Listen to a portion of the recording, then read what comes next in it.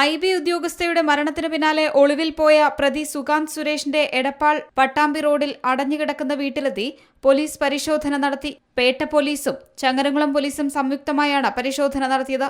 വീട്ടിൽ നിന്ന് ഹാർഡ് ഡിസ്കും പാസ്ബുക്കുകളും കണ്ടെടുത്തു. 2 മണിക്കൂറോളം നീണ്ട പരിശോധനയിൽ കണ്ടെടുത്ത രേഖകളിൽ നിന്ന് നിർണായക വിവരങ്ങൾ ലഭിക്കുമോ എന്നാണ് പോലീസ് പരിശോധിക്കുന്നത്. IB ഉദ്യോഗസ്ഥയുടെ മരണത്തിൽ ആരോപണ വിധേയനായ സഹപ്രവർത്തകൻ സുകാന്ത് സുരേഷിനെതിരെ ബലാത്സംഗ കുറ്റം അടക്കം ചുമത്തിയാണ് പോലീസ് കേസെടുത്തത്. ലൈംഗിക പീഡനത്തിന് തെളിവുകൾ ലഭിച്ച സാഹചര്യത്തിലായിരുന്നു നടപടി.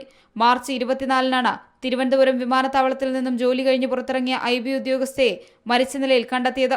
പിന്നാലെ സുകാന്തിനെതിരെ IB ഉദ്യോഗസ്ഥയുടെ കുടുംബം രംഗത്തെത്തിയിരുന്നു. ഒളിവിലുള്ള സുകാന്ത് സുരേഷിനെതിരെ പോലീസ് ലുക്കൌട്ട് നോട്ടീസ് ഇറക്കിയിട്ടുണ്ട്. Zee Malayalam news, Malappuram. ഏറ്റവും പുതിയ വാർത്തകളും വിശേഷങ്ങളും വിരൽ തുമ്പിലറിയാൻ സീ മലയാളം ന്യൂസ് എല്ലാ ഡിജിറ്റൽ പ്ലാറ്റ്ഫോമുകളിലും ലഭ്യം.